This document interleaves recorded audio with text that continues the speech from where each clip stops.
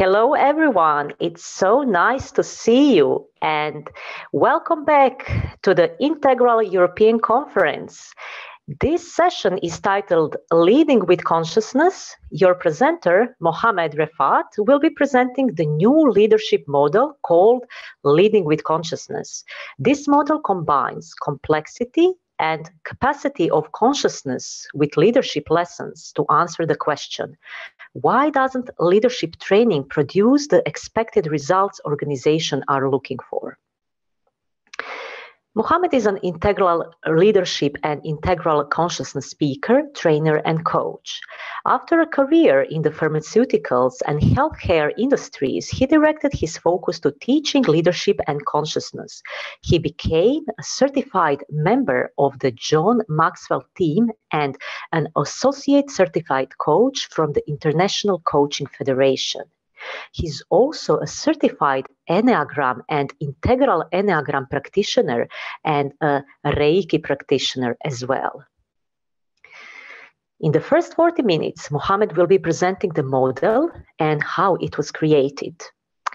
After the presentation, we will break out for 20 minutes of exercise in groups of 4 and a short wrap-up with Q&A at the end. As a reminder, this workshop is being recorded, so if you choose to share something or ask a question, you are also giving your consent to be part of the video replay. While the presenter is speaking, the chat box will be disabled to contribute to a supportive learning container. If you have a question along the way, please send me a private message in the chat panel. Of course, you can send a message to everyone as well.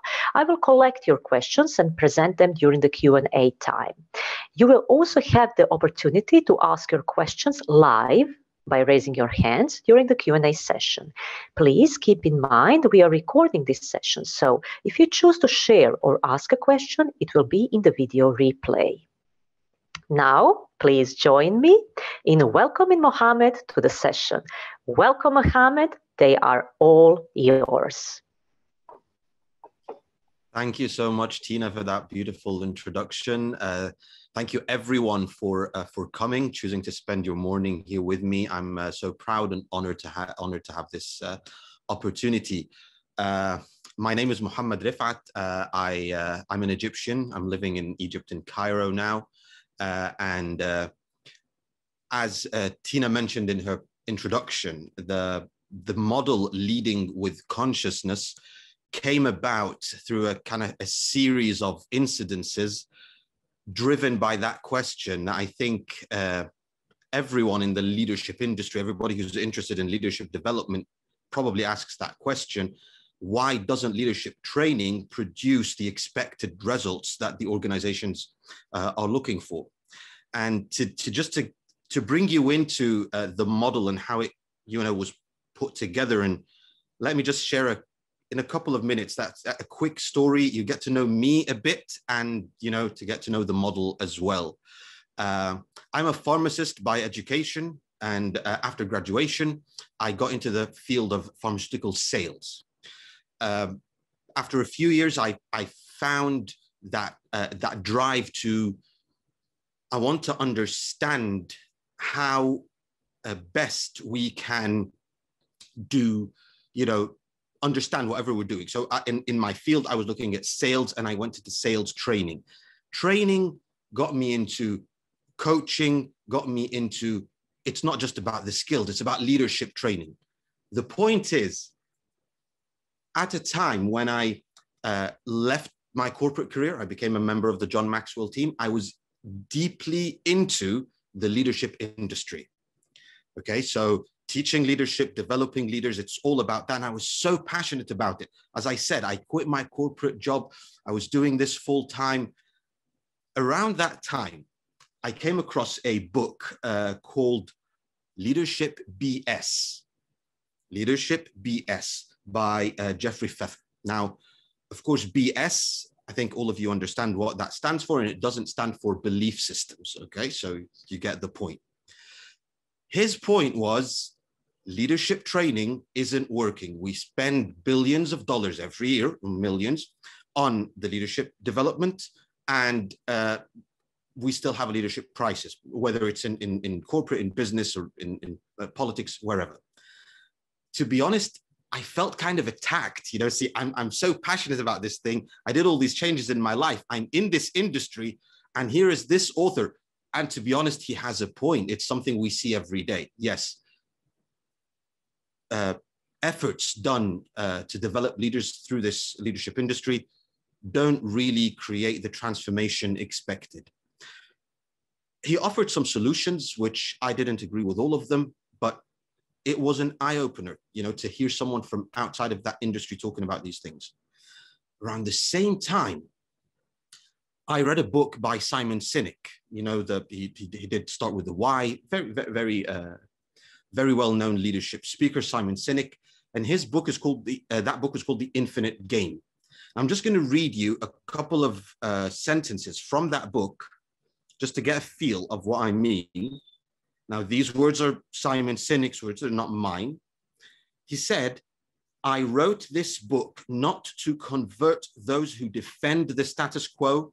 I wrote this book to rally those who are ready to challenge the status quo and replace it with a reality that is vastly more conducive to our deep-seated human need to feel safe, to contribute to something bigger than ourselves, and to provide for ourselves and our families. A reality that works for our best interests as individuals, as companies, as communities, and as a species." Now, I read those words and I felt, this guy gets me. Yes, this is why I'm doing this. It's to challenge the status quo. It's to make a change. So, but why do those efforts not work? I've got two people. One of them speaks to me about the transformation we want to make, and the other is speaking to the transformation that doesn't happen despite the efforts. And this is where consciousness comes into the game. And at that time, I was also a student of Ken Wilber's integral theory, understanding the stages, the structures, and all that. And what became obvious to me from my work and from those different books and this different type of feedback is what's happening in the leadership industry is that we're trying to bring transformational change from a higher level, whether that's a higher structure stage or a higher state stage. And when that is delivered, most of the time, you're either speaking from a worldview that your listeners and participants cannot see, or they just receive the information and translate it from wherever they are at the moment. So for example, very popular term these days, servant leadership. Servant leadership. Now, in its essence, how servant leadership is taught and delivered in these trainings is how you change your mindset to see your position and influence and power as a leader, that this is a position of service, first and foremost. This is pretty much a green and second tier kind of thinking. That's what generates that idea of servant leadership. Of course, I'm assuming most of you here are familiar with, you know, the structure stages, the colors and the first and second tier. If not, we're going to get into it and explain it a little in a few minutes. So imagine delivering the concept of servant leadership for someone who is at level 2, red, first person perspective, cannot see the world from someone else's point of view, driven by inconsequential thinking, very instinctive, driven by instincts, doesn't really think in terms of long-term future. And you're talking about serving others. Probably that concept will fly over that person's head. They might even think it's just too fluffy, too weak. If you speak about that concept to someone who's at level 4, which is amber, someone who it's second person perspective, They can understand me, my view, and someone else's view. You either agree with me or you don't agree with me. You either belong to my group or you don't belong to my group. You can see the world the way I see it or you don't. Okay. People at that fourth level, Amber, are mostly, again, driven by structures, driven by processes. How was it done before? Tell me how it's done so I can follow in the correct footsteps and do the same thing. You talk about servant leadership to someone attending a course, and from that level, we haven't spoken about the levels. What's that person probably going to do? And I've seen this happen live after the trainings in coaching. The person wants to serve. How best do they serve? From their worldview. They serve by telling everyone how they should do things because they know best. They're the boss. They are the leader. They are the manager. So they want to serve, but the way they understand what serving is very different than what was being taught in the training. And then we realize that why the training isn't working. Of course, not to mention diversity. Again, a very green and second tier concept. You talk about diversity for people at level 4, people at level 5. What do you get? You don't get the inclusion of different backgrounds, different personalities, appreciation and valuing of the diverse experiences that people bring to the table. What you get is how, for example, if you're talking level 5, again, I'm talking from experience. I've seen this happen. And I think everybody here in the leadership industry probably saw the same thing. People from the orange level, level 5, most of the time, what do they do with the concept of diversity? They need to achieve a certain percent of female representation in their teams, or a certain percent of ethnic diversity in their teams. And it's not really about leveraging people's diverse capabilities. It's about how can we achieve the number that shows that we achieved diversity. So that's just a couple of examples to show you that consciousness needs to come into the game here so that we would understand how exactly can we teach and deliver what we need to teach and what is suitable for each level. And that's where I wanted to bring those things together.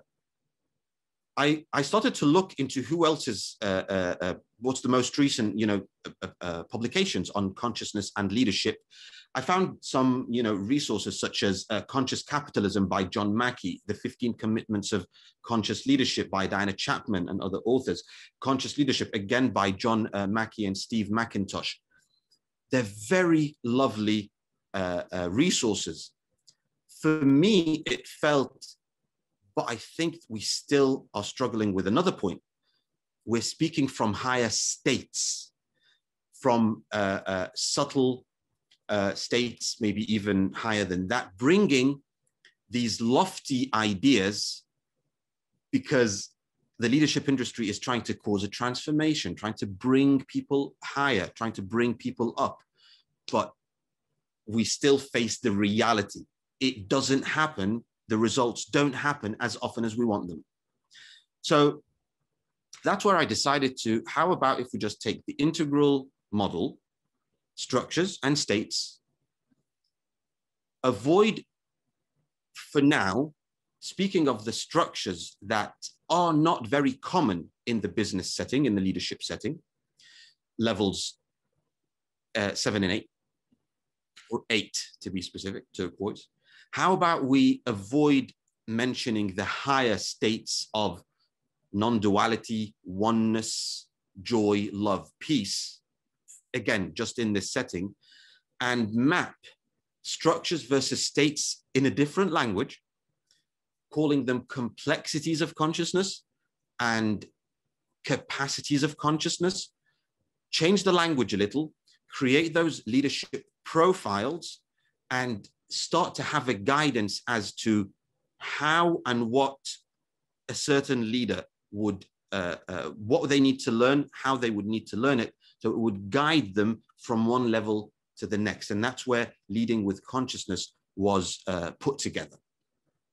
Okay, so allow me to share my screen Sorry, just a second.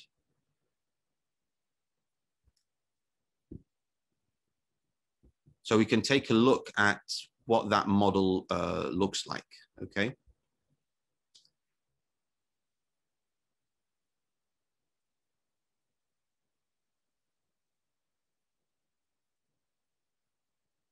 So I'm going to for the sake of balance, I'm going to assume most of you have a background of integral theory. What do the structures mean and what do the states mean?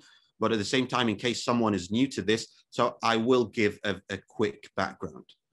So in leading with consciousness, we begin with complexity of consciousness. What is complexity? It's what corresponds to structures of consciousness in Wilber's integral theory. It's the mental aspect of leadership. It's the infrastructure of the mind through which the leader sees the world. So it's going to guide how they think about the world, what they focus on, and what they filter out. That's going to affect vision, strategies, problem solving, decision making, prioritization, how they do all those things, how they look at relationships with their teams.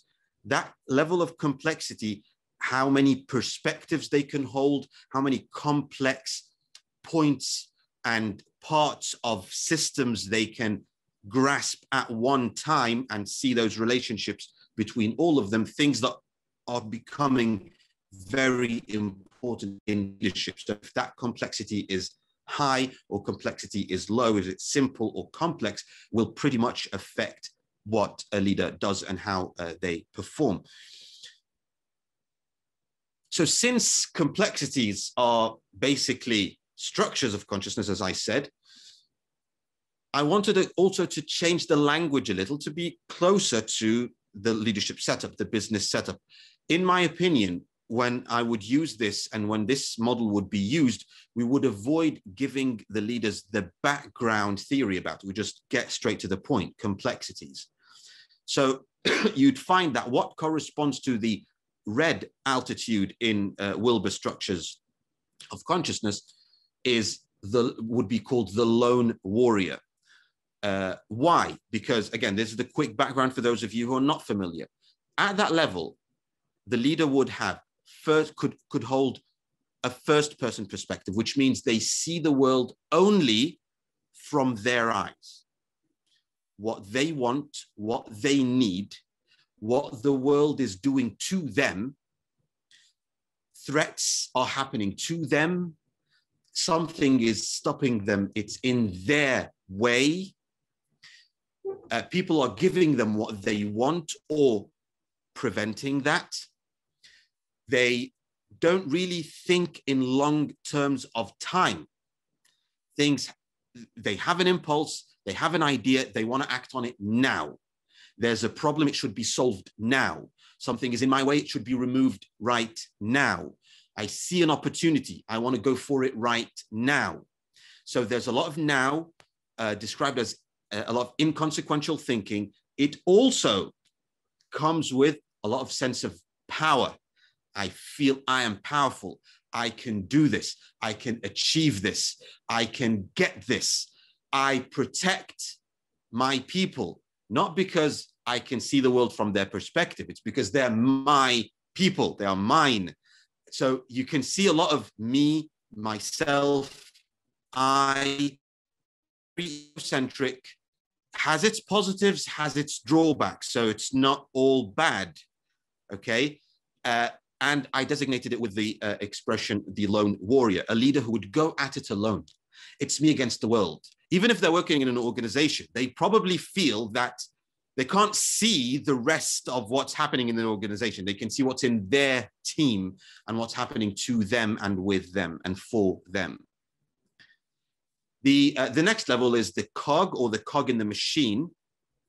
I've struggled a little with the naming of this level. I didn't want to use a term that could sound derogatory to some people. So it's by no means intended that the people at that level are mindless cogs in a machine.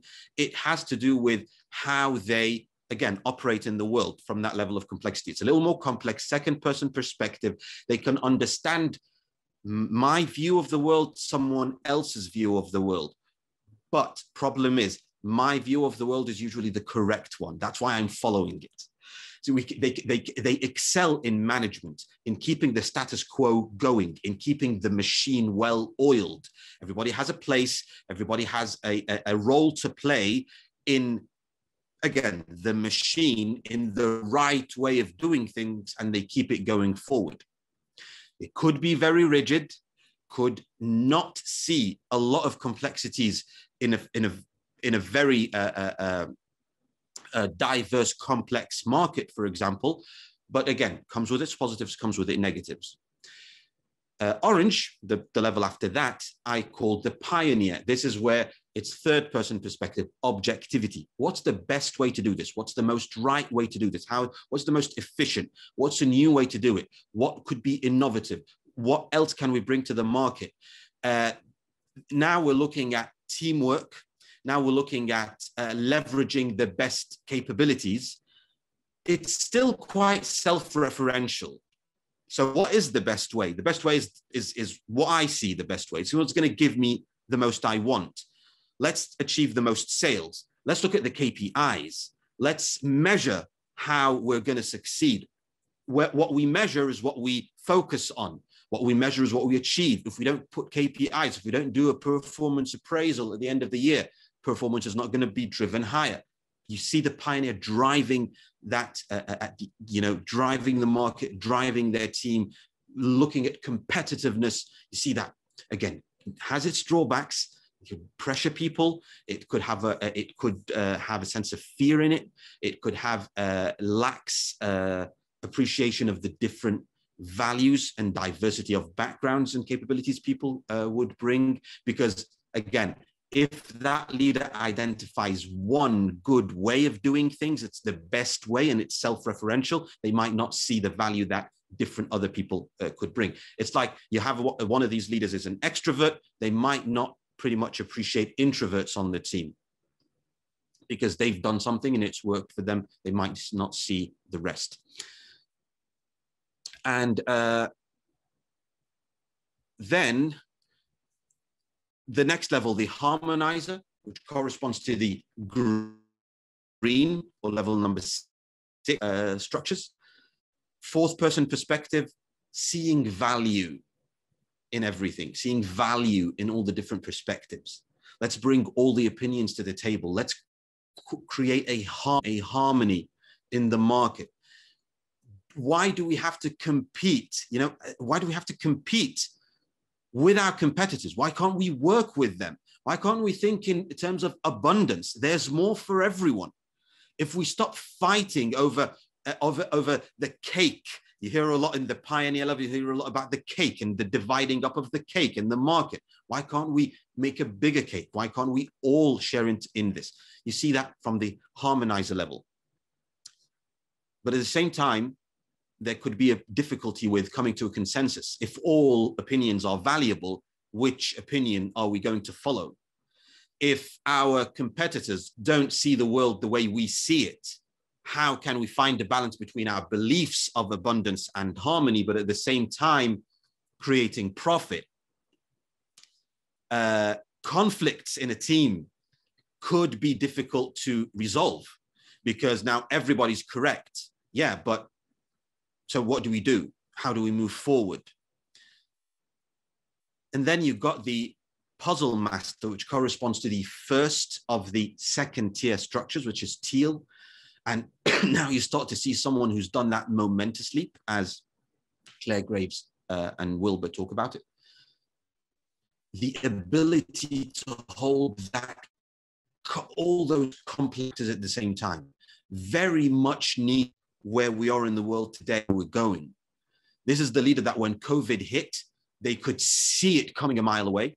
They could see the repercussions to the market, to the economy, to the policies, to how people might be afraid, how people in first level, second level, third level, fourth level might respond. How can they help their team members go through such a crisis, but at the same time, how they can see the benefits and the opportunities that are going to arise in that crisis.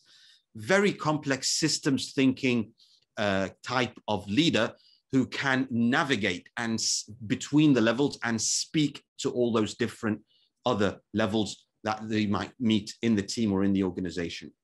So lone warrior, cog, pioneer, harmonizer, and puzzle master.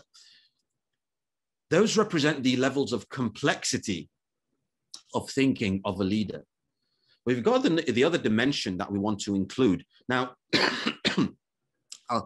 I'm taking a little bit of time to just make sure that if anybody who's not familiar with these terms is familiar with it. If you have any questions or comments, please put them in the chat. I apologize if I'm not looking at them and responding right away, but we will hopefully be able to get to all that during the breakout and the Q&A. So when it comes to the capacities, which corresponds to states of consciousness. Now, you know, Wilber in the integral theory usually talks about gross, subtle, causal, and non-dual. So I was thinking, but if we want to talk to leaders about states, it could be a little challenging to speak in terms of gross, subtle, causal, and non-dual. The way I envisioned it, the way I visualized it, is that a capacity of consciousness is like a reservoir of energy. It's like every leader has complex scaffolding of the mind where they can carry all these simple and ever complexifying thoughts, and that's the complexities. But at the same time, they have this reservoir of energy that allows them, you know, to be in lower vibration states, higher vibration states, constricted, contracted, angry, fearful, shameful, guilty kind of states, or those more expanded, peaceful, calm, stable kinds of states. So that's why I spoke of capacities and used the metaphor of a reservoir of energy. And that reservoir can collapse or expand. How much can it take? How much can that reservoir take? The more, the better, of course. So in that case, I introduced these 4 levels. A collapsed reservoir where there is no room for energy. Now, these are the things that affect the leader's attitude, their character, their mood. You know, again, for all of you who've ever been into this leadership industry, this game in business, you always hear this thing in hiring when they say, if you don't have the skill, I can teach it to you, but if you don't have the attitude, I don't know what to do. That's usually a capacity thing because they don't know, how can I raise you into a higher state or a higher capacity? But we can, as integrally informed leaders or leadership practitioners, we know, and we're going to talk about that in a while. We know about meditation, we know about presence, we know about subject-object process. We know that capacities and raising vibration can be achieved, and that's why we want to bring that into the conversation of leadership. So collapse is where there's no space for that at all. Constricted is a little more expanded, but still not that much. Expanded, again, I mean, this is just directly self-evident from the definition. And then there's the encompassing.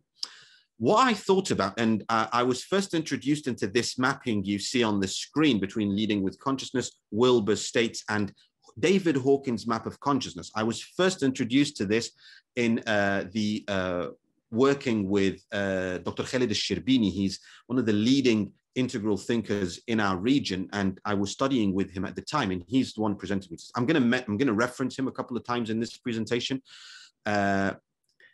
So what I was inspired by him and to do is this mapping. It's not easy to explain what a collapsed reservoir of energy looks like if we're just going to talk about gross from the integral states. But it's easier to describe it from Hawkins' level. It's easier to say that a collapsed reservoir of energy would make the person or the leader in a state of shifting between shame, feeling they're bad, they are always doing bad, there's no use, apathy, there's no use of anything, There's really no need to do anything, no need to put any effort. Everything is going to hell anyway. The market is bad. The leadership is bad. Everything is bad. Why should I put any effort into this? I'm so sad, grieving for the state of things, how leaders in politics, what are they doing? The state of the world, it corresponds to those states of shame, guilt, apathy, and grief. When it becomes a little more expanded, but still quite constricted, it's the leader isn't incapable of action at all. It's not a matter of, there's no use, I will do nothing, everything is bad, everything is dark, everything is negative. No, it becomes more into, I want to do something, but I'm afraid. The world is threatening. The world is threatening. It's full of threats. I need to take care of it and beware and keep my eye out. And then could move into desire. I want things. I want to succeed. I want for my team to succeed. Why are we unable to do that? It brings them into anger. So there's this desire, attachment, a need for control, but also fear of what's going to happen and threaten my plans. Angry at not being able to achieve those, and maybe even that sense of pride, not the healthy kind, the kind that we're the best. Everybody else should, leave the market for us. Why should I hear from someone else, from my leader, about how I should do something? Why would I serve my team? They should thank God and Gaia and whatever divine entity they pray to for me being their leader. I'm a gift to them. Why are they giving me such a difficult time? You can see those in a constricted kind of level. When it becomes expanded, the leader moves into has enough energy to see the world and its potential. I can, we can. The world is filled with opportunities. Let's go out there and grab them. We can do something about it. We can affect a change in the world or in our circumstances, or if we want to achieve something. They take responsibility for themselves. They start to look inside, not just blaming and pointing fingers on the outside. They have their eyes on the prize.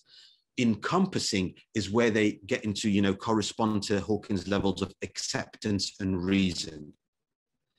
There's non-attachment. They act inspired by wisdom, but they don't really fret too much about what's going to happen and that they have to have control over everything. They can go with the flow and keep doing what is right in the moment. They have a higher sense of presence, and they can start to see the harmony and the opportunities and the wisdom in the world around them and in their teams, in the market, in the competition, in difficult situations they face, in crises they might come across. So you've got those 5 levels of lone warrior, cog, pioneer, harmonizer, and puzzle master mapped against the collapsed, constricted, expanded, and encompassing states.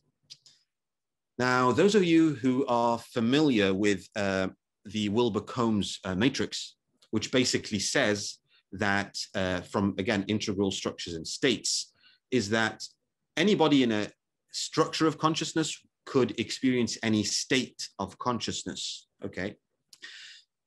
So when it comes to leading with consciousness, what we just talked about is that you've got the 5 levels of complexity can experience any of the 4 levels of capacities. However, again, this is where I reference Dr. Khalid. This is an idea that he put forth also, is that, and I'm not going to speak on his behalf because I don't want to do injustice to his theory. I'm going to say how I understood it and how I applied it in leading with consciousness, which is, yes, all complexities can experience any state at any time, but for a leader to transform from one level of complexity to another, it requires a minimum amount of that reservoir of energy to unlock the next level. So, for example, we can easily understand that a leader at the pioneer level or the orange altitude could easily experience a collapsed reservoir of energy. They could at times feel ashamed, feel guilt, feel apathetic. Okay, so you can see that happening. You start with the complexity, you can understand the capacity. But think of it the other way around. If someone's center of gravity, someone's pervading state is a collapsed sense of there is no use, we cannot do anything, there's no need, life is hopeless. How can you see that person unlocking the structure of the pioneer, of the I can, of the let's go and get it? Doesn't compute. So that's the idea that Dr. Khalid put forward, and this is how I was inspired by it, is that you see these gray shaded profiles. Now, if you map them, you'll see it's collapsed lone warrior, constricted lone warrior, expanded cog. It's very simple mapping of the complexities and capacities.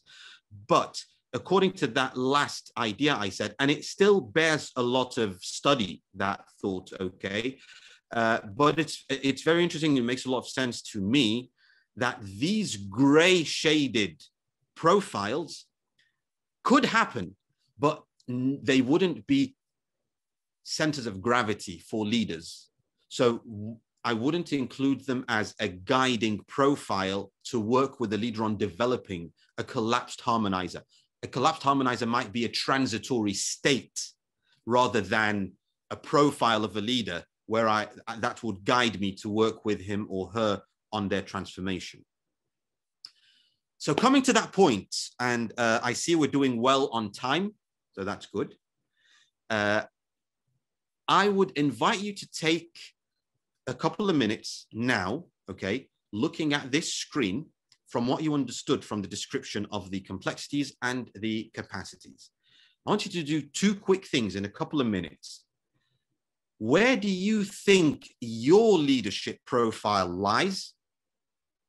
Okay, and keep that in mind. We're going to need it closer to the end of the presentation. And who in your network, could be your manager, could be a husband, wife, boyfriend, girlfriend, someone you know, brother, sister, whoever, someone in your circle, so you need to know them. And where do you think their leadership profile or their leadership avatar lies? So think about yourself, think about someone, okay, for a couple of minutes. Then we're going to break out into the breakout room. We're going to have 20 minutes in groups of 4. So everybody's going to have about 5 minutes and share why you think that person you thought about lies in that profile. You don't have to say who the person is if you want to, reserve their privacy and respect their privacy. But as an exercise, I thought of someone and I think they're in this profile because they have this description of complexity, this description of capacity. You don't have to get it all right, of course. It's for practice, and keep your own profile in mind, okay? So I invite you just to take a minute, and then Tina will put you into the breakout rooms where you can go spend that discussion for 20 minutes, and then we'll come back again.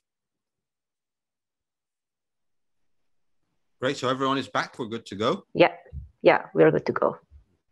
I hope you found the exercise informative, interesting, hopefully also fun. I would suggest if we can take maybe 1 or 2 people or 3 people just to share if they can, do the raise hand where we can.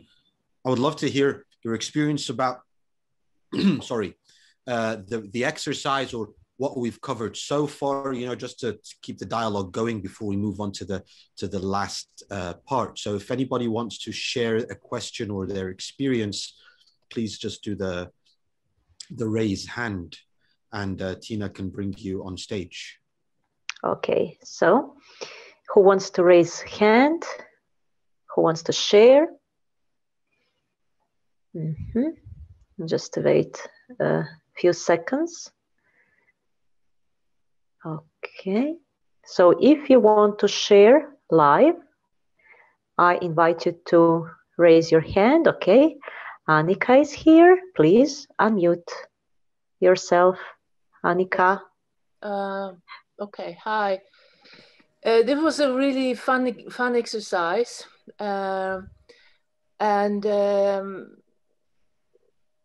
towards the end, we kind of came into this example about this, or a book about the, or teal organizations came up, and how it's possible to a certain extent to fake it in a way, or to kind of think, you know, you might think, if you know about these concepts, we should keep our own level in mind, right? Or our own constitution in mind. And I was just thinking about this concept of the container, or the, because that's not something you can fake really. It will either overflow or it won't, kind of. So that was just very interesting to kind of connect it to the, that was one thing I wanted to bring up. Basically, we had a lot of fun with this. Thank you so much, Annika, for mentioning that. And if I may share a couple of thoughts from my experience.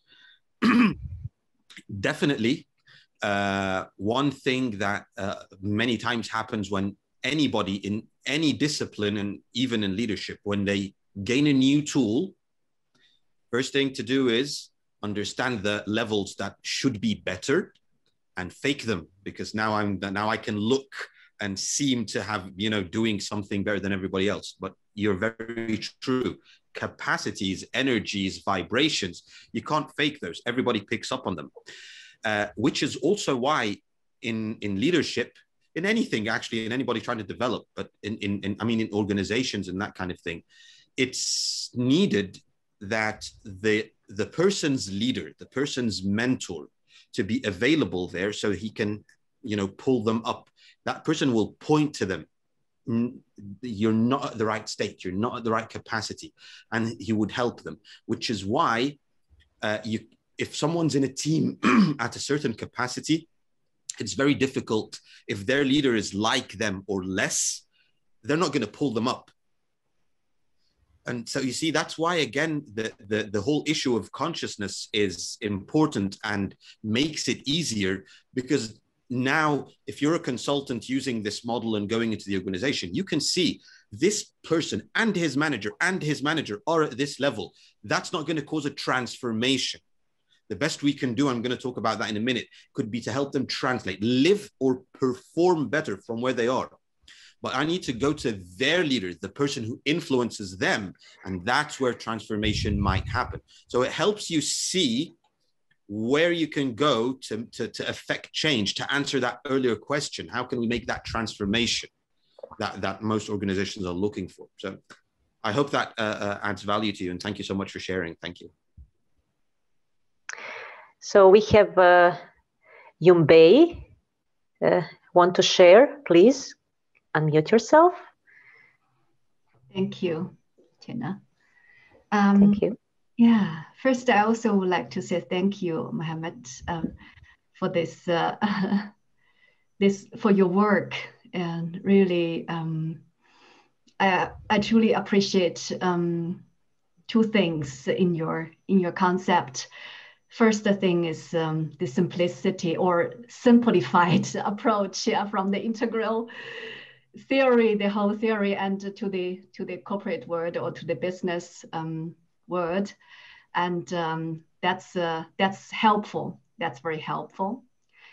And second point is what I truly appreciate is the connection what you made between consciousness and energy. Energy is consciousness. Consciousness is energy. So that's really great to be aware and conscious about, and for all, for all. So the exercise, what we had, the group breakout room sessions, and also with my experience and working like more than 20 years in the corporate world, I would like to share a bit what I experienced. My learning is, I realized that I myself, and also many other leaders I experienced, encountered, we could be in different state within one person. And that's basically the highest, according to my understanding, the highest state or consciousness is encompassing all of this, integrating all of this. So there is one point I would like to be mindful about, is to put us or others into certain state and then forever. That's one of my learnings. And to acknowledge and to see and accept,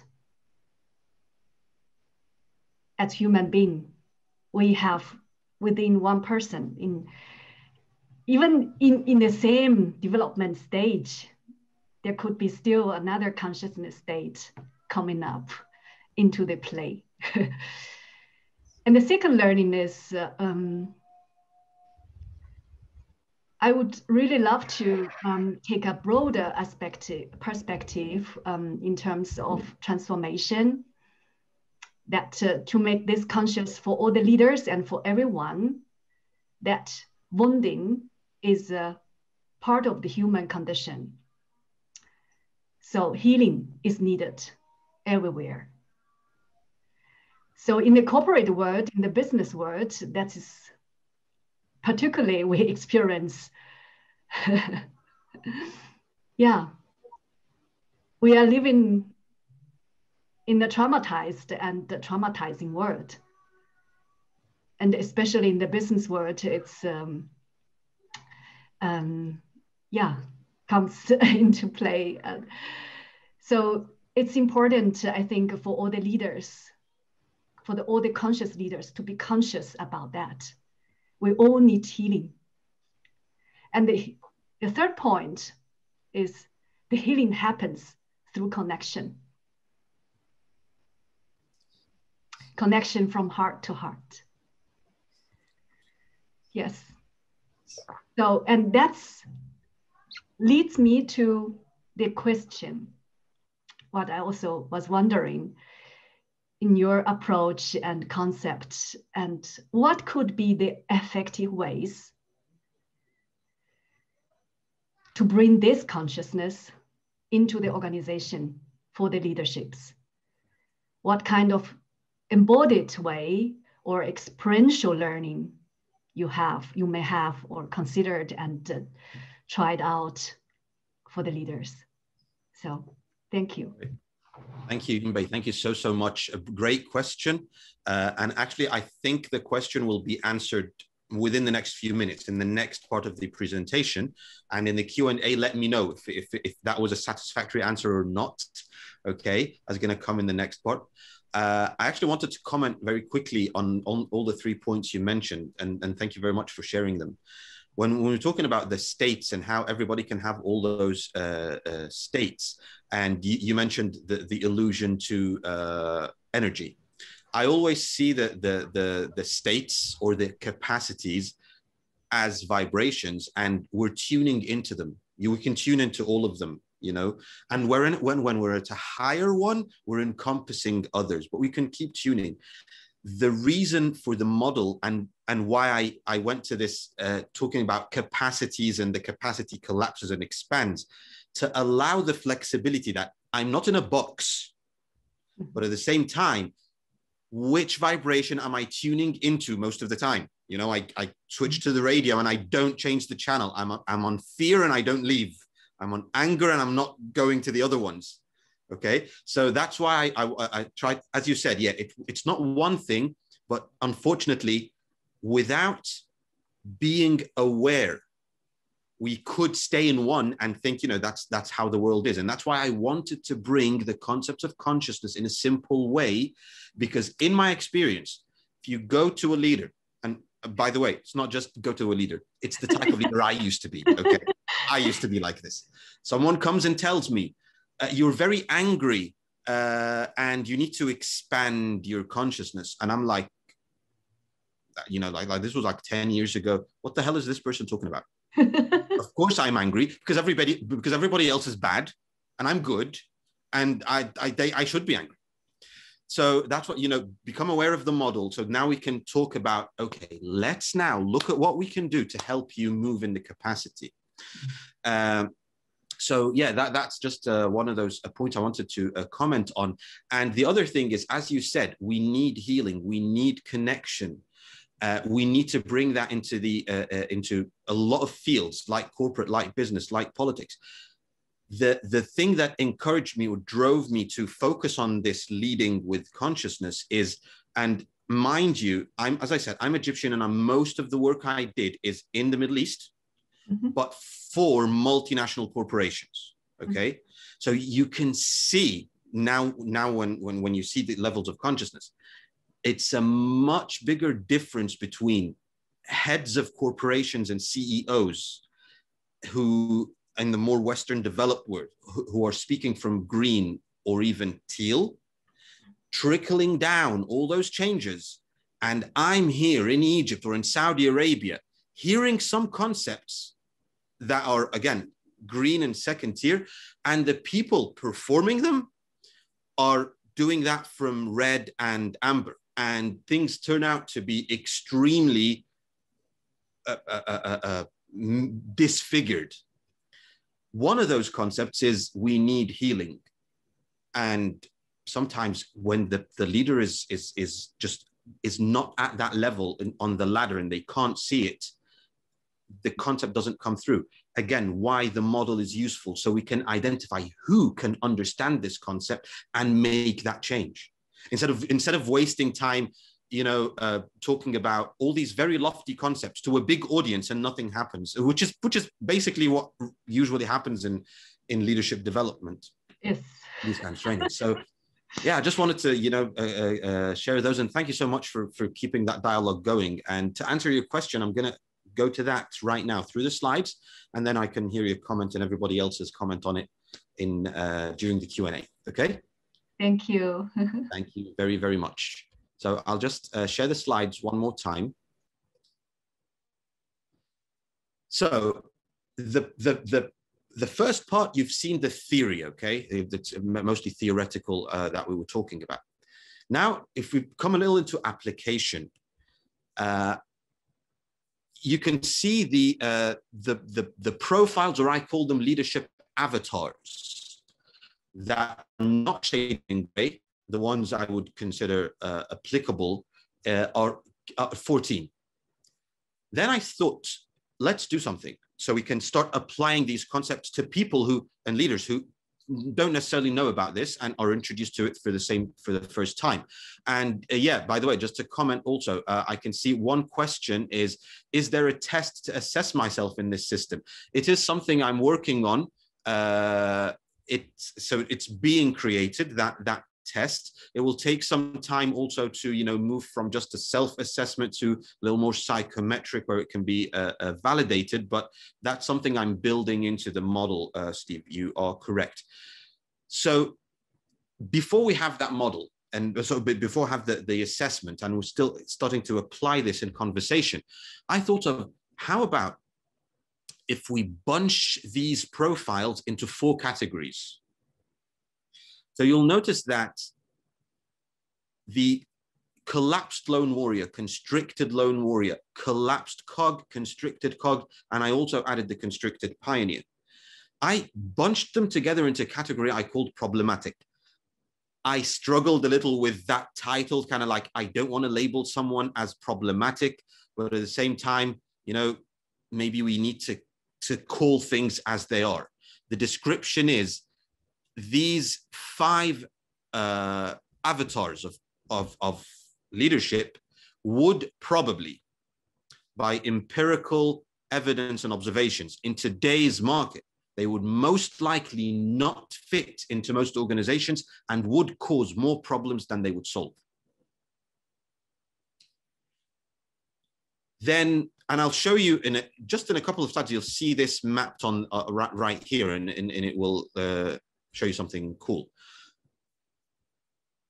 The conventional, which I would consider the expanded lone warrior, encompassing lone warrior, expanded cog, and encompassing cog, are more old school leadership. It's the leadership that was accepted and was effective maybe 60, 70 years ago in the market. You would find them much more common in countries and markets that are not very advanced. So when the market and the country and the group in general is around amber, you would, moving maybe into orange, from cog into pioneer, you'd find that conventional style of leadership. It's the grand master kind of style. I'm experienced and I know what to do. I'm here to help you, and I'm just going to tell you how to do it. And the employees themselves are following kind of the same thing. Yes, please tell us what to do. We will do it. And if something goes wrong, we don't know. I mean, someone else comes and tells us. We don't know. We can't act on that. We don't know. We're just waiting for those instructions to trickle down and so on. The third category, I bunched into it, the expanded pioneer, encompassing pioneer, and expanded harmonizer. And I called it modern. Why did I call it modern? It's the profile of the leaders today that are very effective and most people aspire to. This is what was in the past 10, 15 years. Everybody's trying to be this.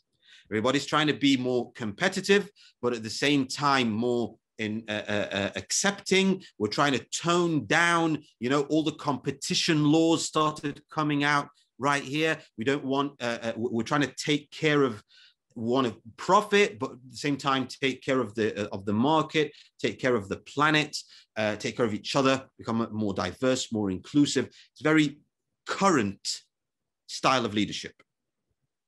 The next gen or the next generation is simply the second tier, encompassing harmonizer and encompassing puzzle master. That's what the future requires. And also, as John Maxwell says, it's kind of the future is now. It's already happening now, but it's the circumstances for it is happening now, and it moves the leader into the future and what's going to be needed in the next 2, 3, 4, 5 years, in the next 10 years, definitely. So I bunched those. You're going to notice something. Why did I do that? If you see, again, by the way, the colors I used here have nothing to do with the colors of spiral dynamics or integral. It's just, I couldn't find any new colors to use. So that's just, it's just a color code for you to look here. That the problematic profiles, you'll notice, what's the difference between the problematic profiles and the blue or the conventional profiles? You'll notice the differences in the capacity, mostly, between those red ones highlighted in red and those highlighted in blue.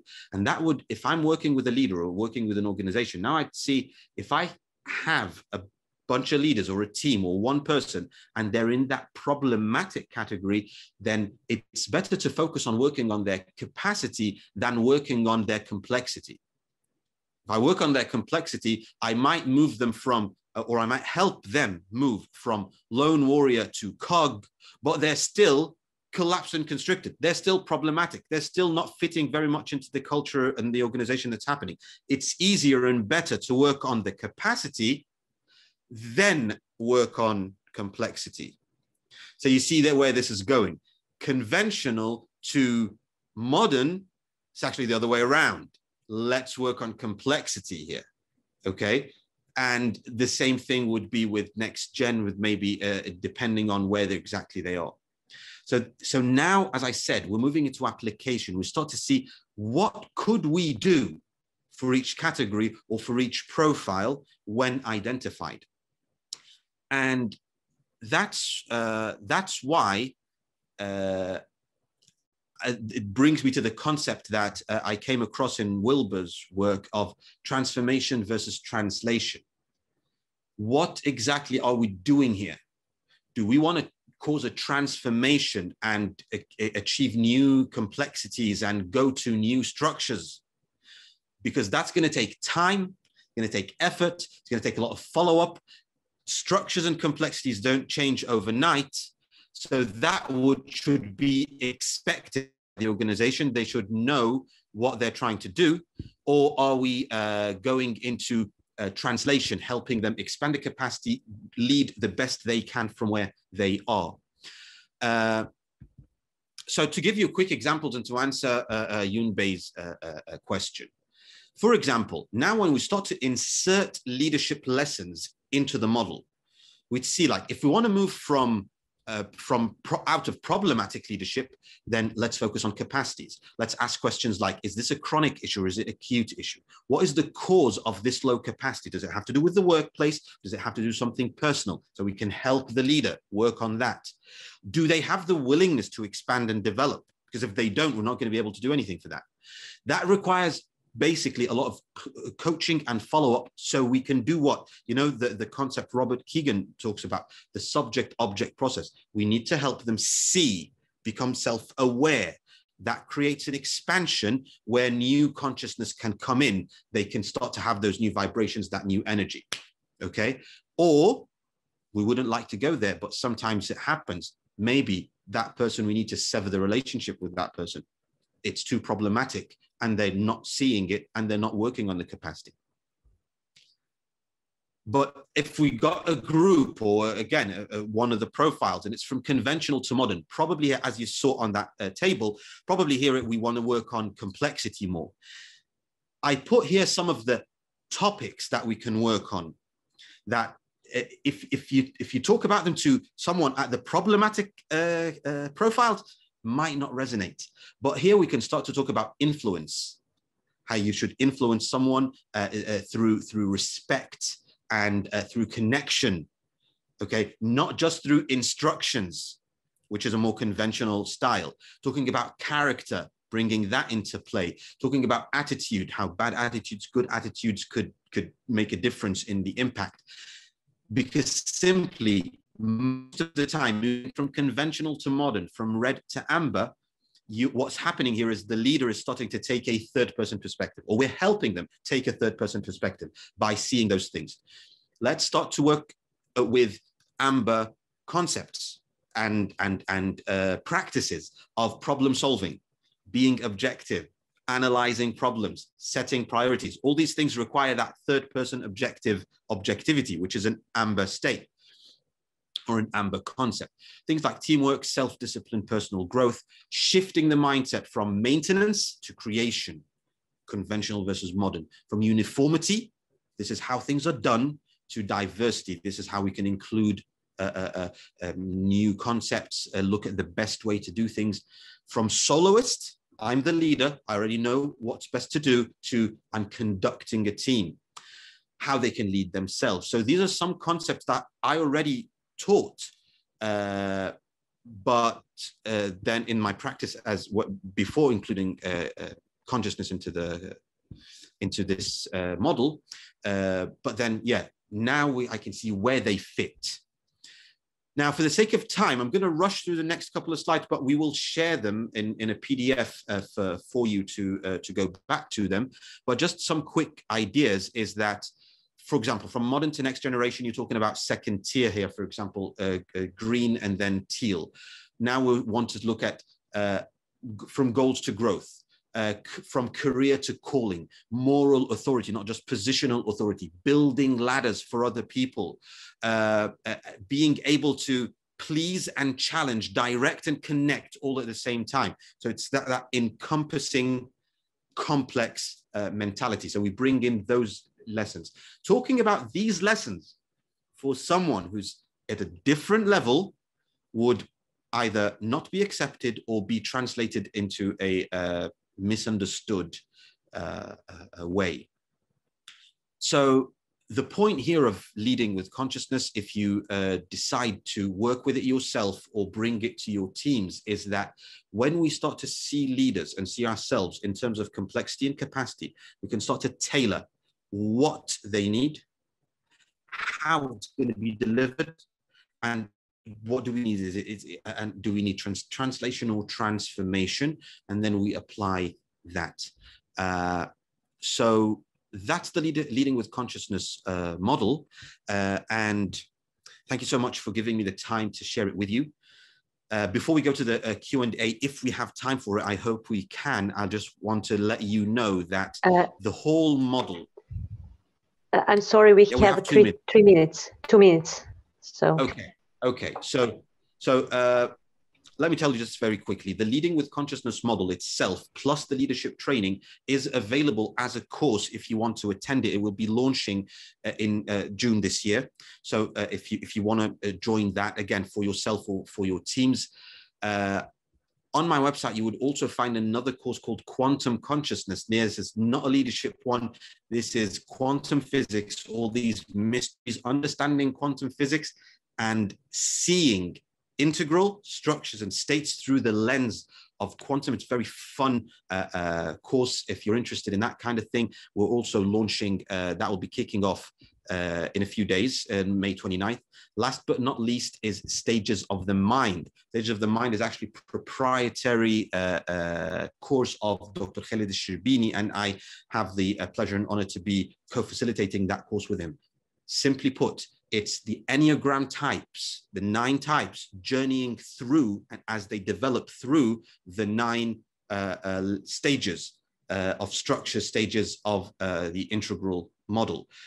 If you want to know more about that, by the way, Dr. Khalid is presenting in detail the model and how it was all put together tomorrow at 11, if you want to join him for that. And the course itself will be launching also on June 9th. So please, if you want to join any of those courses, you can go to that link on my website. You can have the QR code if you want to check that right away.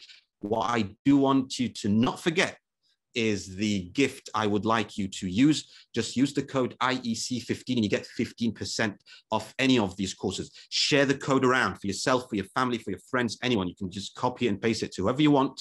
And that's where you can go to find all those courses. And last but not least, I would love to stay in touch with you. And if you have any questions, if you have any comments, if you want to talk more about the model, unfortunately, with the time, we didn't. I hope Tina can give us a couple more minutes for Q&A if she allows it. If she doesn't, find me on Facebook or find me on YouTube. Yes.